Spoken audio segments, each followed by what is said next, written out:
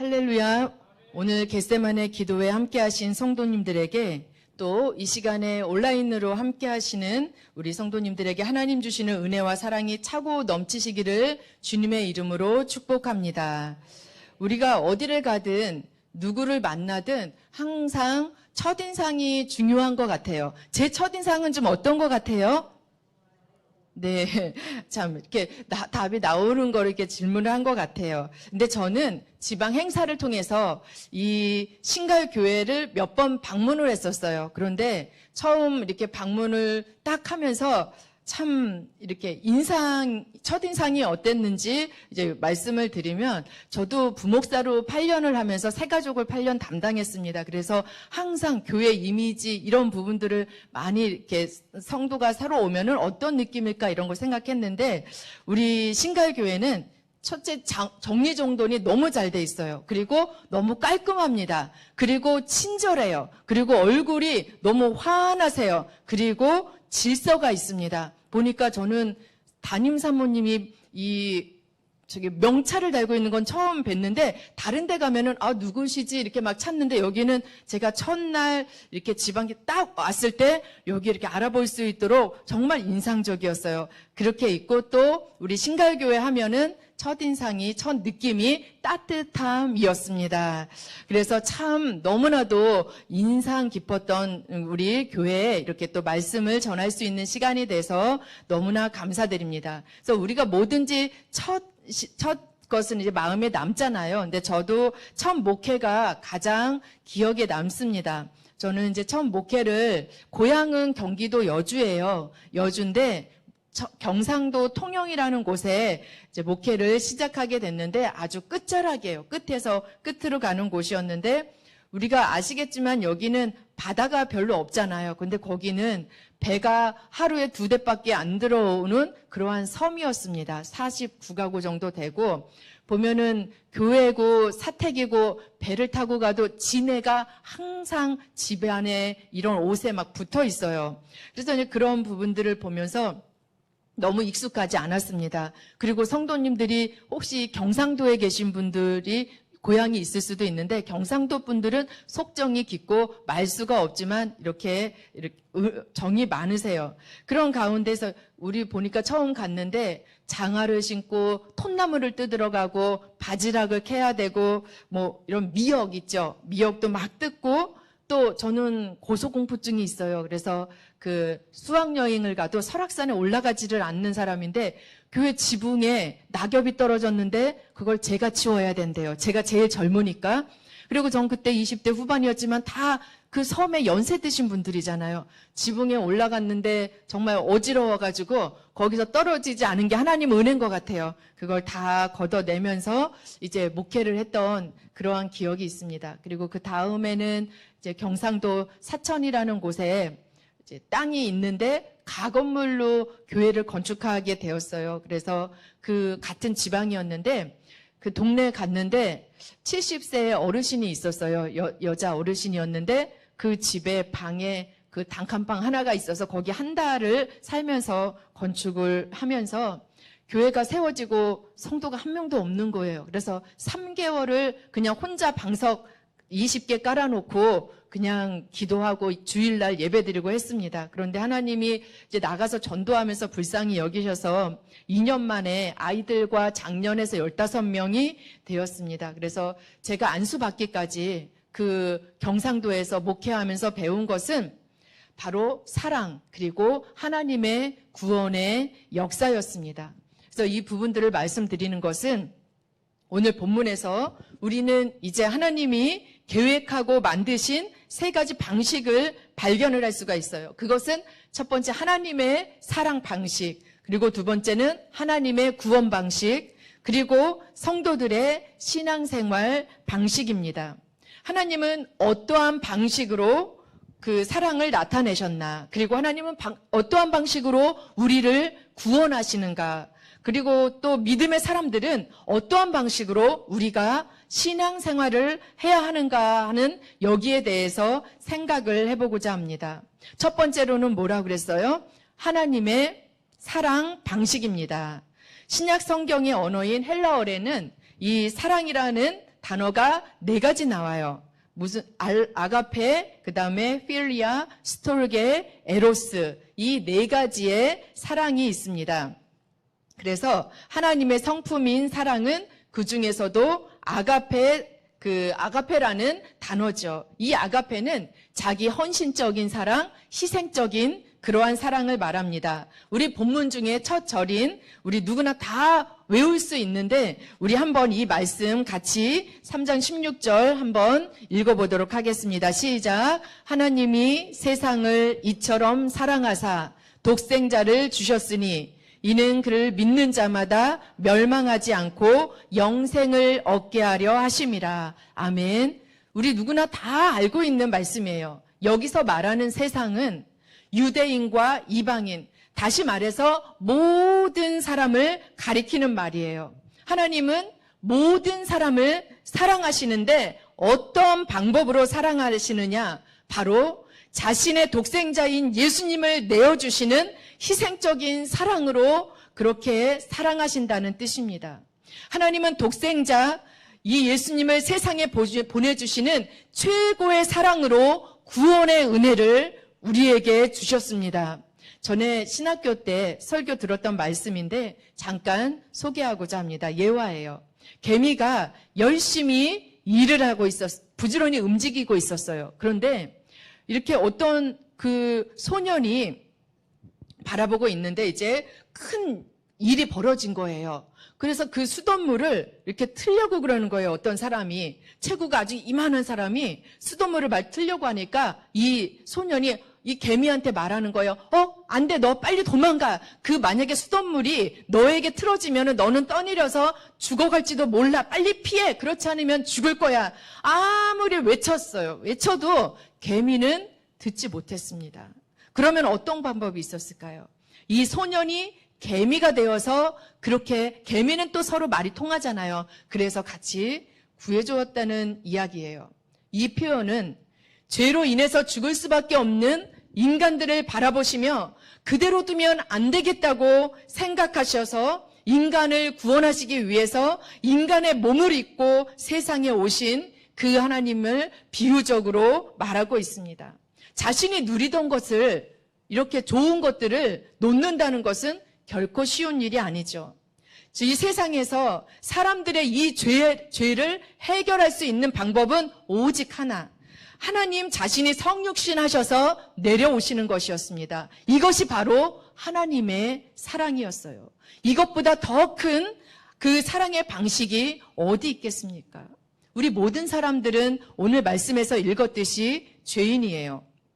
그런데 하나님은 이 죄인을 심판하시거나 정죄하시기 위해서 독생자를 보내신 것이 아니라 죄인을 구원하기 위해서 이 땅에 오신 것입니다. 요한복음 3장 17절 이렇게 말씀하고 있습니다. 우리 함께 읽어보겠습니다. 시작. 하나님이 그 아들을 세상에 보내신 것은 세상을 심판하려 하심이 아니요 그로 말미암아 세상이 구원을 받게 하려 하심이라. 아멘. 하나님께서 그 아들을 세상으로 보내셔서 그 하늘의 영원과 진리를 이 땅에 나타나게 하시고 또 죽은 자를 살리는 능력을 나타나게 하십니다. 이렇게 되면서 어떻게 되죠? 이 세상에 이제 구원의 가능성이 활짝 열려지게 됩니다. 그렇다면 우리 이어지는 건 뭐예요? 두 번째, 하나님의 구원 방식입니다. 자, 본문 3장 16절에 아까 읽었지만 이는 그를 믿는 자마다 멸망하지 않고 영생을 얻게 하려 하심이라 라고 말씀하셨죠. 하나님의 구원 방식은 독생자 예수 그리스도를 믿고 있는 그 모든 사람에게 구원을 베푸신다는 방식이에요. 우리가 소나 염소의 예물을 드림으로 구원받는 것도 아니고 돈이나 지식으로 구원받는 것도 아니고 예수님을 믿음으로 구원받는다는 방식입니다. 자, 그래서 우리가 믿기만 하면 구원받는다. 이것이 하나님의 구원 방식이라는 거죠. 놀라운 방식입니다. 머리로는 쉽게 이해되지 않는 방식이에요. 그렇지만 성경이 말하는 하나님의 구원 방식입니다. 우리가 잘 아는 노뱀 사건 있죠. 우리의 구원은 노뱀 사건과 같이 십자가에 달리신 예수님을 바라보는 방식으로 이루어져요. 하나님은 우리에게 위로부터 그의 영, 성령을 주셔서 우리가 다시 나고 영원한 생명을 얻게 된다는 그러한 진리를 깨닫게 하십니다. 그 광야에서 이스라엘 백성들, 이스라엘 자손들이 하나님의 말씀에 불순종하고 때로는 원망을 했어요. 그러다가 불뱀에 물려서 죽은 사람들이 많이 있었습니다. 그러니까 하나님이 모세에게 뭐라 그랬어요? 하나님은 모세를 통해서 놋뱀을 만들려고 하셨습니다. 그리고 그 놋뱀을 바라본 사람들은 다 살았어요. 놋뱀을 보면 살게 된다는 사실을 믿고 그렇게 살았는데, 아이고, 그까지 놋뱀이 어떻게 사람을 살릴 수 있어? 하고 의심한 사람은 어떻게 됐어요? 다 죽었습니다. 오늘 본문에서 하나님의 구원 방식을 받아들이지 않는 사람은 다 어둠을 더 사랑하는 사람이라고 말하고 있어요. 3장 18절 하반절과 19절에 보면은 믿지 아니하는 자는 하나님의 독생자의 이름을 믿지 아니함으로 벌써 심판을 받은 것이라. 그 정죄는 이것이니 곧 빛이 세상에 왔으되 사람들이 자기 행위가 악함으로 빛보다 어두움을 더 사랑한 것이니라 라고 말합니다. 결국 하나님은 그 사랑의 계획을 가지고 이방인까지 구원하시고자 예수 그리스도를 그렇게 계시하셨는데 문제는 뭐였어요? 사람들이 거부하고 있다는 것입니다. 사랑하는 성도 여러분, 우리가 나가서 복음을 전할 때도 바로 모든 사람들이 그 복음을 받아들이는 것은 아닙니다. 이 세상에 사는 인간의 가능성을, 그 상황을 보고 절망할 것이 아니라 오로지 눈을 들어서 의의 하나님을 바라볼 때 은혜로만 구원이 있다는 사실을 믿으시기 바랍니다. 요한일서 4장 9절 말씀 우리 다 같이 읽어보겠습니다. 시작. 하나님의 사랑이 이렇게 나타난 바 되었으니 하나님이 저로 말미암아 우리를 살리려 하심이니라. 아멘. 저주와 그 심판 가운데서 죽을 수밖에 없었던 그 이스라엘 백성들에게 놋뱀을 들었던 것처럼 영원히 죽을 수밖에 없었던 우리를 위해서 하나님께서는 그의 아들 독생자를 보내주셨어요. 그래서 우리를 구원하신 것, 이것이 바로 하나님의 크신 사랑, 하나님의 크신 구원의 은혜인 줄로 믿습니다. 그 은혜와 사랑을 기억하면 우리가 무엇을 드린들 아깝겠냐는 것이죠. 우리가 가장 소중한 것들이 있습니다. 저는 목회하면서 우리 열심히 그 시골에서 전도를 했어요. 전도를 했는데 그 동네를 매일 돌아다녔어요. 그래서 보따리에다가 그 보자기에다가 그 티슈, 물티슈, 곽티슈 있죠. 그거를 들고 돌아다니면 사람들이 저 보따리 장사 온다, 보따리 장사 온다 그랬었어요. 그래서 그걸 들고 매일 도는데 하루는 저하고 그 동네에 비슷한 나이 또래는 어떤 29살 자매님이 있었어요. 김 자매님인데 이 자매님이 밭에서 가끔 일을 하고 있어요. 그래서 자매님 하면서 이렇게 말을 걸면 저한테 돌을 막 던지는 거예요. 요걸 하면서 가라고, 듣기 싫다고 막 돌을 던져요. 그러면 또 이제 가다가 어느 날은 또 집에를 들어갔어요. 집에.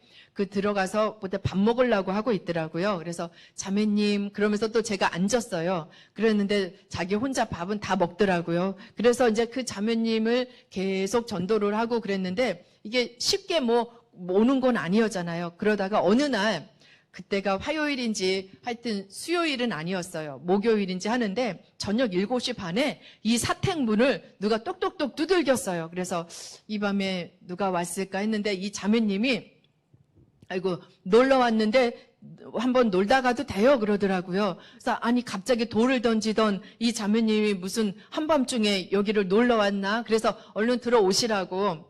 그래서 이제 같이 얘기를 하고 그렇게 되면서 이 자매님이 이제 열심히 또 복음을 전했죠. 자매님 다음 주일부터는 교회에 꼭 와서 예배를 좀 드립시다 했는데 저는 그래도 믿지를 않았어요. 제가 열심히 복음을 전했는데 아유 이 사람이 갑자기 하루아침에 마음이 돌변해서 내가 말한다고 올까? 그랬는데 저는 기대도 안 했는데 주일날 예배를 드리러 온 거예요.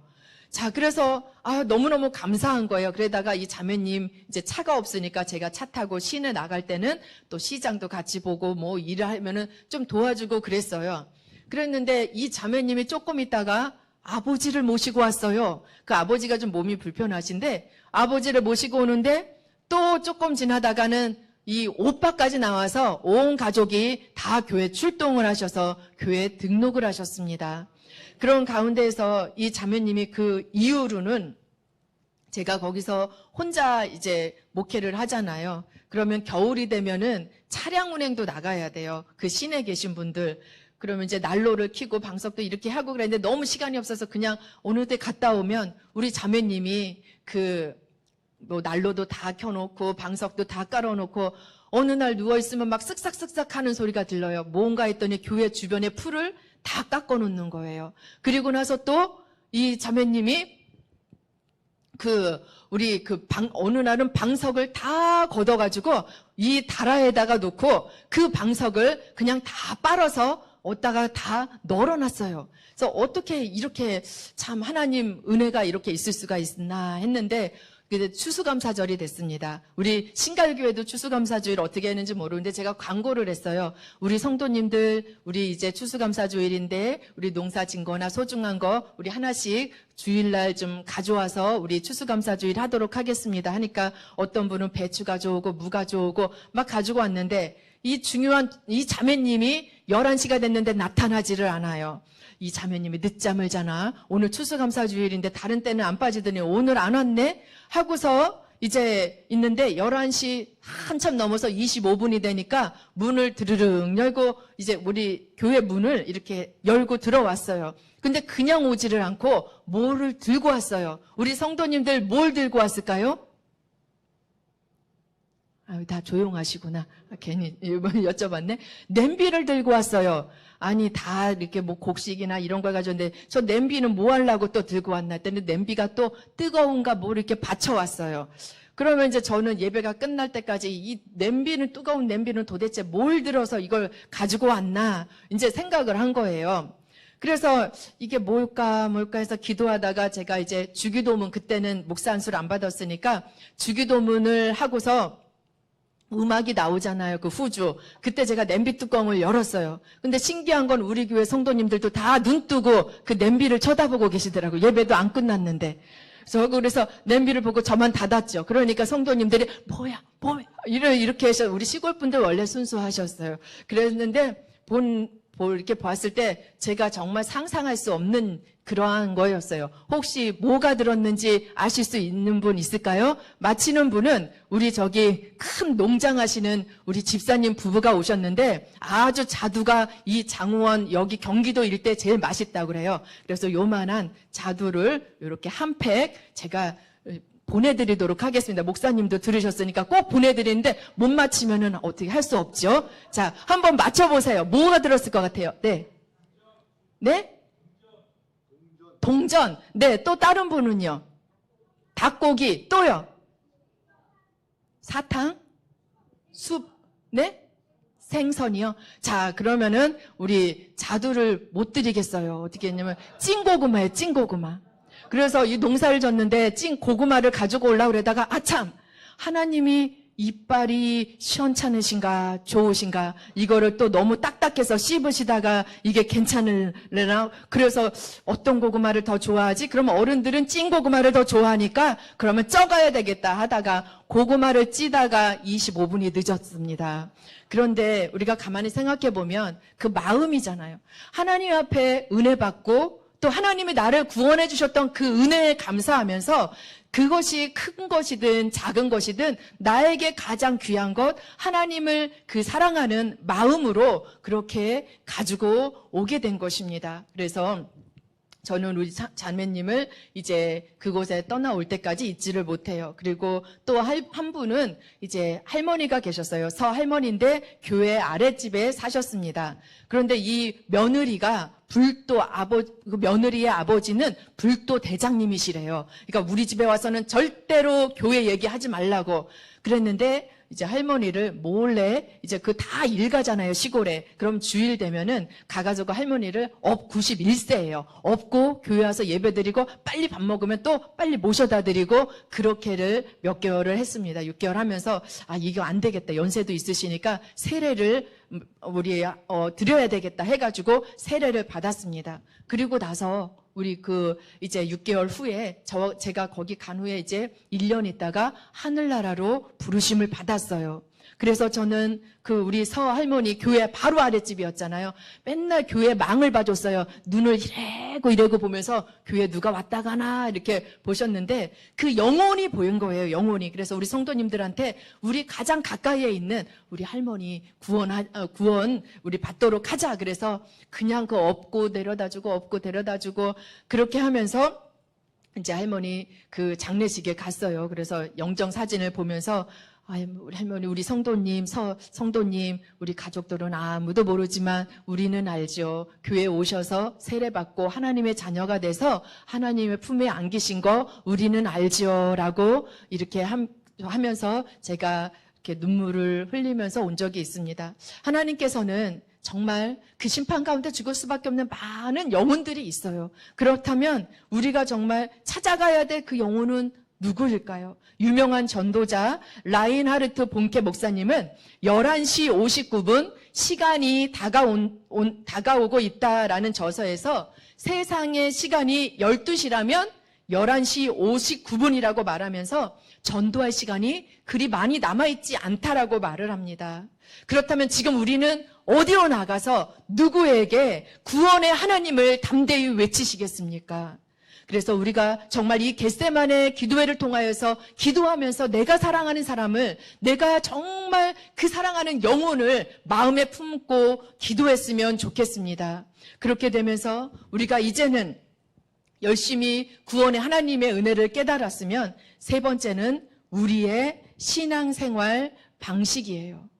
하나님의 그 사랑 방식은 독생자 예수님을 십자가에 달려서 피 흘리게 하시면서까지 모든 사람들에게 구원의 길을 활짝 열으셨습니다.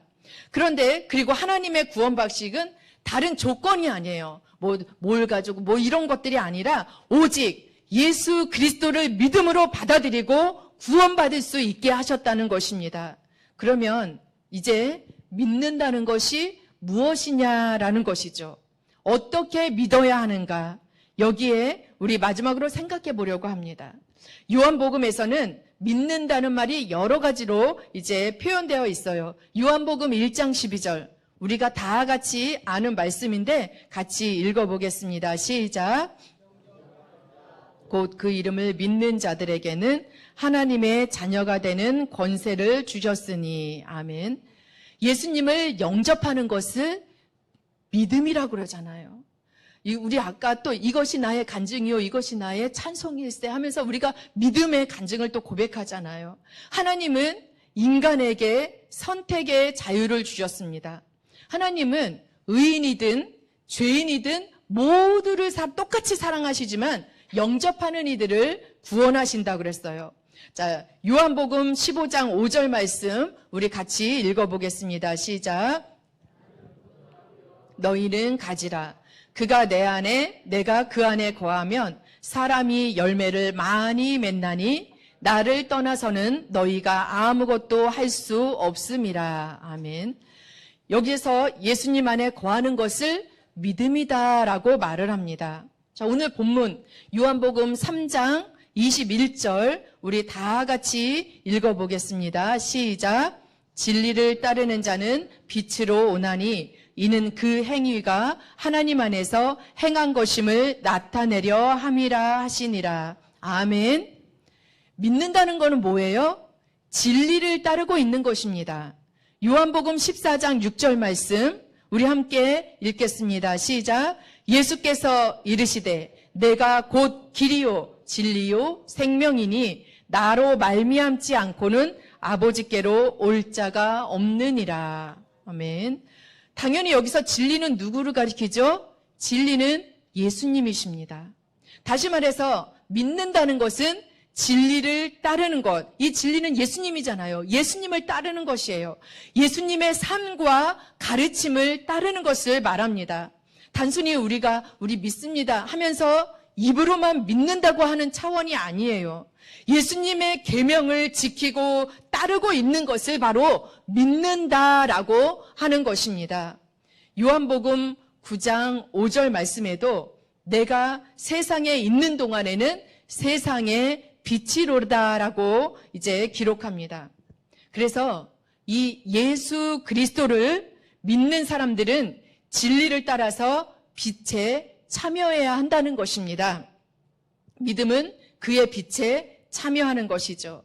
우리가 잘 아는 웨슬리 목사님도 참된 일을 하는 자는 하나님의 말씀으로 행하는 자들이다라고 이제 말씀했습니다. 자, 그러면 우리가 마지막으로 어떻게 하면 잘 믿는 것인가라는 것입니다.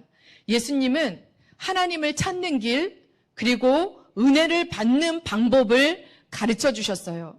그 중에서 우리가 그 웨슬리 목사님의 은총의 수단, 거기에서 중요한 것은 어떤 거예요? 성경을 연구하는 것, 성경을 읽는 것, 그리고 기도하는 것, 기도 훈련. 그래서 우리 목사님을 중심으로 우리 모든 우리 성도님들과 함께 이 겟세마네 기도회를 하고 있잖아요. 기도하는 것, 그리고 우리가 예배를 드리는 것입니다. 하나님의 말씀을 읽고, 그리고 듣고, 설교 말씀을 듣고, 또 묵상하는 일에 열심을 다하는 성도가 믿음 좋은 성도입니다. 개인적으로 우리 성도님들 기도하는 시간을 많이 가지시기 바랍니다. 또 가족과 함께 기도의 시간을 가지시기 바랍니다. 담임 목사님의 영적 지도 아래서 교회에 모여서 열심히 기도하는 사람이 건강한 믿음의 사람입니다.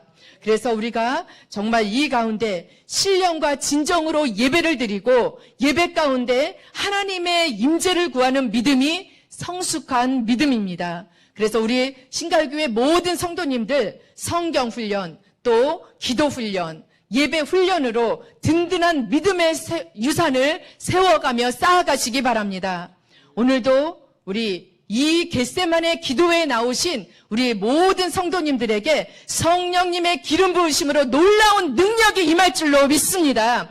평생 기도의 부주를 꼭 붙잡고 우리 성도님들 한 분 한 분에게 주신 귀한 사명을 능력으로 감당하시기 바랍니다. 사랑하는 성도 여러분, 하나님께서는 세상을 이처럼 사랑하셨다고 그랬어요. 이처럼 사랑하셨고 우리는 하나님께서 주신 그 은혜, 그 놀라운 사랑을 받았습니다. 예수님 안에서 참 자유와 참 생명을 얻은 자들이 어디에 들어간다고 그랬어요? 영원한 하늘나라에 들어간다고 했습니다. 우리가 정말 은혜를 받았잖아요. 은혜를 받으면서 하나님의 값없는 은혜를 받았는데 그 은혜를 받고 우리 하나님의 은혜 얼마예요? 그러면서 계산하지 않잖아요. 이거를 선물로 받았잖아요. 그럼 우리가 선물을 받으면 이 선물이 얼마인가 이거 하면서 2,000원 주고 3,000원 주고 이 선물값을 주지 않잖아요. 선물은 내가 상대방에게 값없이 주는 것입니다. 그렇다면 우리가 값없이 하나님의 선물을 은혜로 받았는데 우리에게 맡겨진 그 모든 일들이 있어요. 크고 작든 이런 것에 가치에 경중을 두는 것이 아니라 나에게 주어진 사역에 최선을 다해서 교회를 세우고 헌신하면서 구원받은 하나님의 백성으로 함께 신앙의 여정을 걸어가는 우리 신갈교회 모든 성도님들 되시기를 주님의 이름으로 축원합니다. 그래서 오늘 이 밤에도 이 겟세마네 이 동산에서 정말 예수님이 땀방울이 핏방울이 되도록 간절히 기도하시면서 부르짖었던 것처럼 이 시간, 이 밤, 이 기도 시간에 간절히 기도하시는 그 성도님들 우리 한 분 한 분의 기도가 하나님의 그 마음을 움직이는 능력의 역사가 뜨겁게 임하기를 원합니다. 정말 하나님 이 시간에도 성령의 기름 부으심을 우리에게 흘러 넘치게 하여 주시옵소서. 예수님의 그 기도의 능력을 우리가 받게 하여 주시옵소서. 우리가 그 기도의 능력을 받아서 우리가 연약함도 강하여지게 하시고 우리가 사명도 하나님 앞에 크게 감당할 수 있는 능력의 일꾼이 되게 하여 주시옵소서.